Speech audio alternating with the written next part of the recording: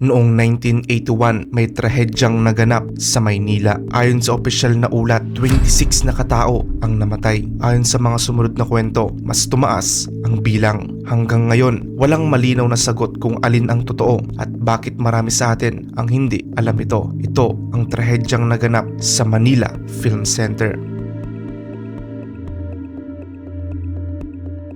Ang Manila Film Center ay itinayo para sa unang Manila International Film Festival noong 1982, isang proyektong prestihiyo ng Administrasyong Marcos. Ayon sa mga historical at architectural studies, minadali ang construction. 24 hours ang trabaho, walang tigil, may deadline at may political pressure na huwag pumalpak. Ito ang hindi pinagtatalunan ng mga credible sources. Noong bandang alas 3 ng madaling araw, Nobyembre 17, 1981, bumigay ang scaffolding at bahagi ng sahig ng Manila Film Center. Ito ay dokumentado sa mga news reports at documentaries, kabilang ang mga ulat ng GMA Network. May mga manggagawang naipit, may mga manggagawang nasawi. Ito ang basic factual anchor ng kwento.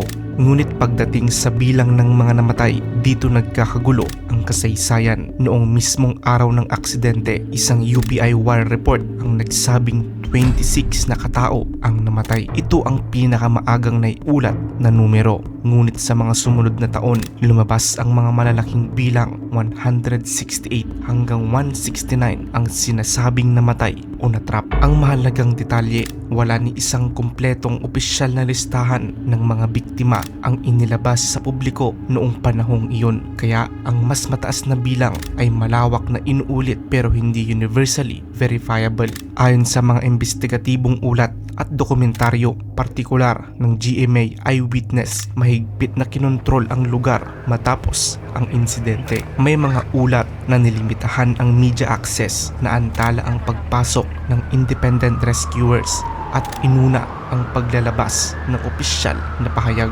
May binabanggit ding oras na pagkaantala bago tuluyang nakapasok ang full rescue operations. Para sa mga mamamahayag, ito ang isa sa pinakapangunahing dahilan kung bakit naging malabo ang mga detalye ng trahedya. Sa mga sumunod na dekada, maraming mamamahayag at long-form features ang naglabas ng mas seryosong paratang. Ayon sa mga ulat ng Esquire Philippines, Manila Bulletin, Philippine Inquirer at sa dokumentaryong The Kingmaker, may aligasyon na mas prioritize ng mga opisyal ang pagtatapos ng gusali para sa film festival. Pinigil ang buong detalye na nangyari. Ang mga claim na ito ay batay sa testimonya at oral history, ngunit hindi suportado ng iisang opisyal na dokumento na inilabas sa publiko. Ito ang dahilan kung bakit nananatiling contested ang kwento.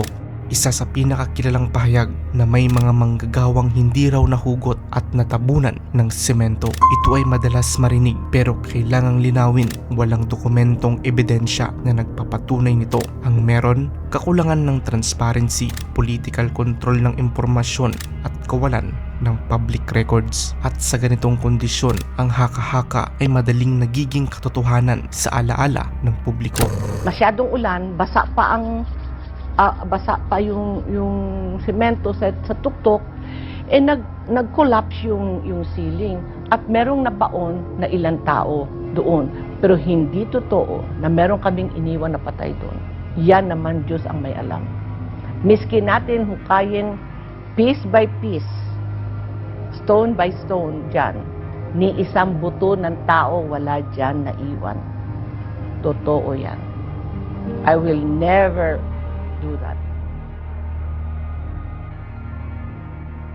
Bakit itinuturing na isa sa pinaka-haunted ang Manila Film Center? Dahil sa trahedya at sa mga tanong na hindi nasagot, pumasok ang Manila Film Center sa popular imagination bilang isang walang solidong ebidensya ng mga multo. Bakit paulit-ulit na tinatawag ang Manila Film Center bilang isa sa most haunted places in the Philippines? Sa mga dokumentaryo, artikulo at TV features, iisa ang sinasabi, may kakaiba raw sa lugar. Pero ang sagot dito ay hindi supernatural, ito ay historical. Sa halos lahat ng kultura, ang mga lugar na inuugnay sa multo ay may isang mahalagang pagkakatulad. May trahedyang nangyari, may mga namatay, pero walang malinaw na closure. Sa kaso ng Manila Film Center, may documented collapse, may confirmed deaths, ngunit hanggang ngayon walang opisyal na inilabas na kumpletong listahan ng mga biktima. Para sa mga cultural historians, ito ang eksaktong kondisyon kung saan ng trauma ay unti-unting nagiging alamat. Dagdag pa rito,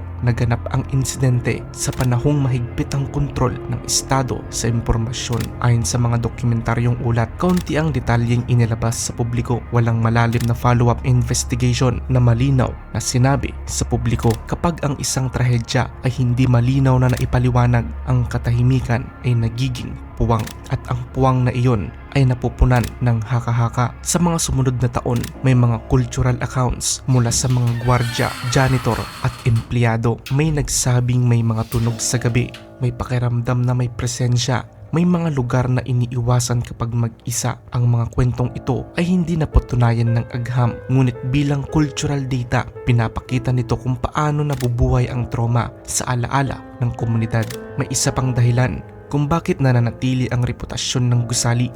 Ayon sa mga eskolar ng arkitektura at kasaysayan, ang Manila Film Center ay simbolo ng minadaling prestihiyo at power projection ng estado. Isang gusaling itinayo sa ilalim ng matinding pressure na may trahedyang kaakibat, at may mga tanong na hindi nasagot. Kapag ganito ang konteksto ng isang estruktura, madali itong personapikahin, hindi bilang semento at bakal, kundi bilang alaala. Kaya hanggang ngayon, ang Manila Film Center ay hindi lang basta tinawag na haunted.